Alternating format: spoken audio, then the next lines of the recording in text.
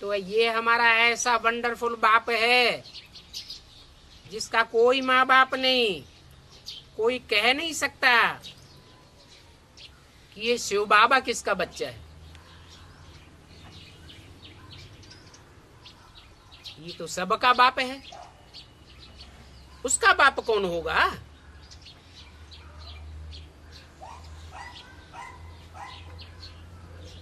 प्रजापिता का भी कोई बाप है,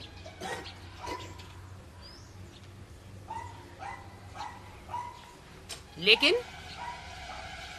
ये नहीं कहेंगे कि प्रजापिता का साकार में कोई बाप है।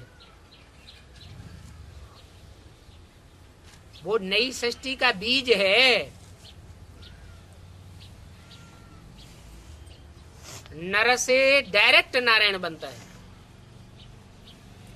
परंतु प्रजापिता वाली आत्मा का भी कोई बाप है या नहीं है? शिव उसका भी बाप है। प्रजापिता को सदा शिव नहीं कहेंगे, शंकर को सदा शिव नहीं कहेंगे, क्योंकि सदैव तो निराकारी स्टेज में रहता नहीं। जो भी आत्माएं हैं सब जन्म मरण के चक्र में आती है। एक हमारा बेहद का बाप है जो कभी भी जन्म मरण के चक्र में नहीं आता है। तो ये बातें बुद्धि में घड़ी घड़ी याद रहें तो भी मन मना भव है। मना ज्ञान का मनन चिंतन मंथन भी अगर बुद्धि में चलता रहे तो ये नहीं कहेंगे कि याद नहीं है। हाँ, फर्स्ट क्लास याद नहीं है, याद तो है। स्टूडेंट टीचर को याद करते हैं तो टीचर की पढ़ाई याद तो आती है ना, पढ़ाई भी याद आती है, फिर पढ़ाने वाला टीचर भी याद आता है।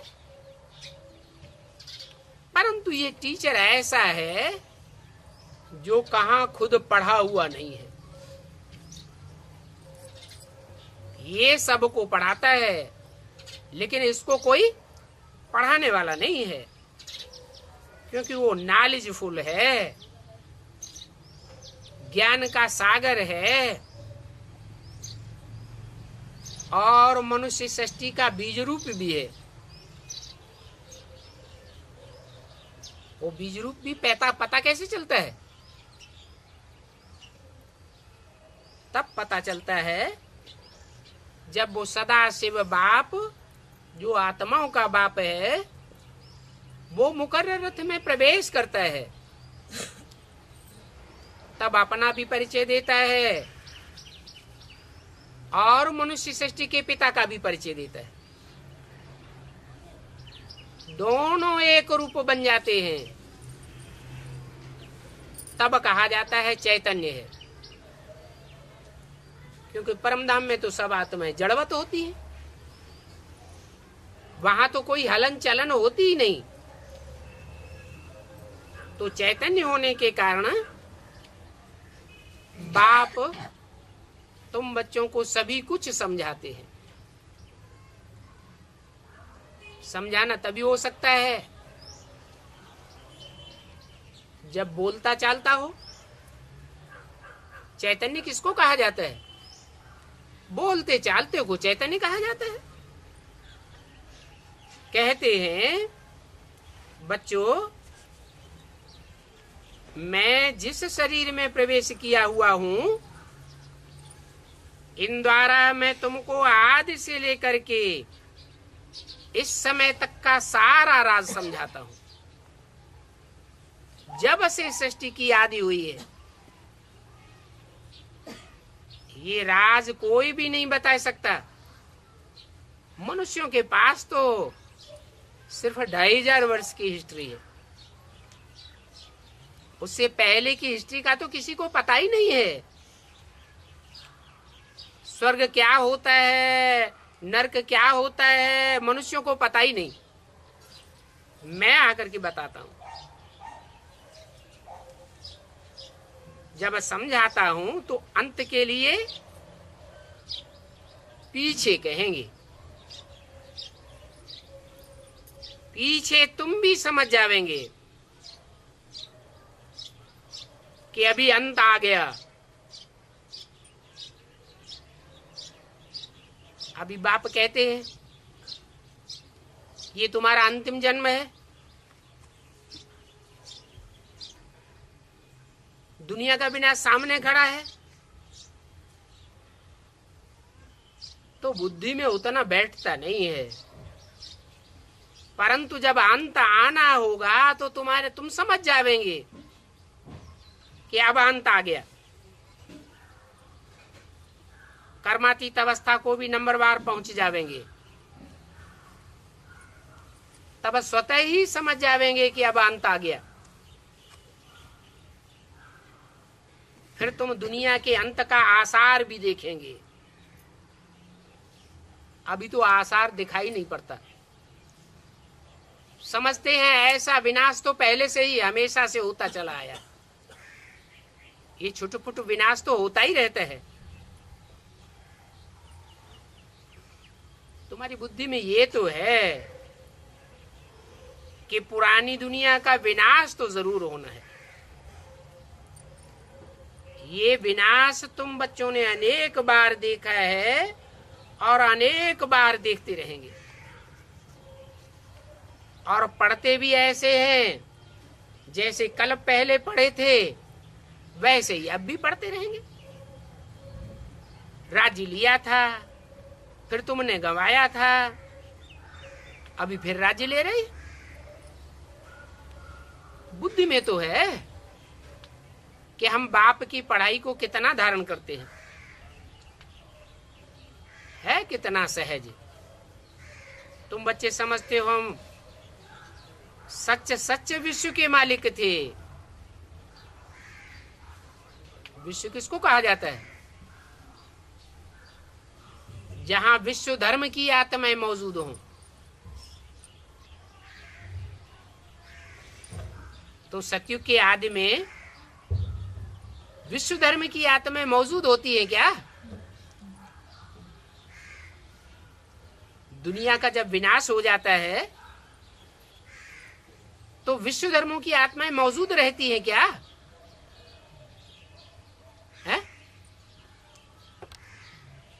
कि विश्व धर्मों की आत्माएं परमधाम वापस चली जाती हैं, रहती हैं? है?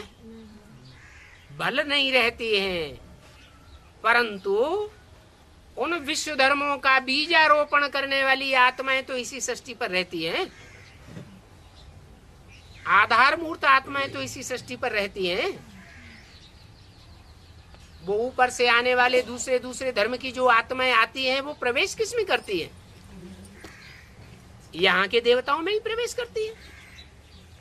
इसलिए कहा कि तुम सारे विश्व के मालिक बनते हो।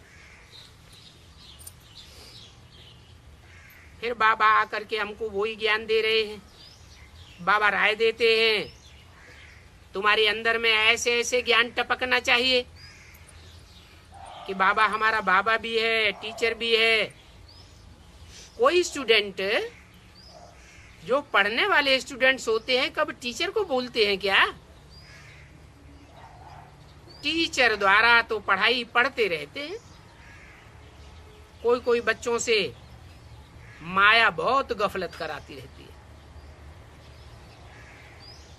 पढ़ाई को ही छोड़ देते हैं। एकदम माया जैसे आंखों में धूल डाल देती है। ये देह अभिमानी की धूल है जो पढ़ाई को ही छुड़ाई देती है। माया इतनी गफलत में डालती है कि बात मत पूछो। फिर भी बाप कहते हैं ये पढ़ाई ही मुख्य है, क्योंकि ये पढ़ाई जन्म जन्मांतर आत्मा के साथ रहेगी। ये पढ़ाई के संस्कार रहेंगे।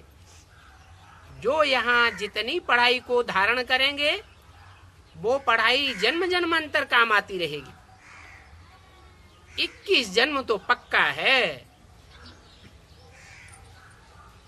तो ऐसी पढ़ाई को कौन छोड़ते हैं? बाप के बच्चे जो पढ़ाई पढ़ने वाले हैं वो ही पढ़ाई को छोड़ते हैं।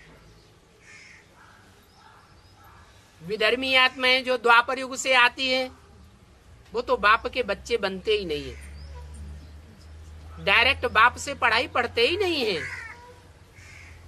तुम बच्चों में से ही ऐसे बहुत हैं जो पढ़ाई को छोड़ देते। नहीं तो तुम बच्चों को अभी कितनी खुशी रहनी चाहिए,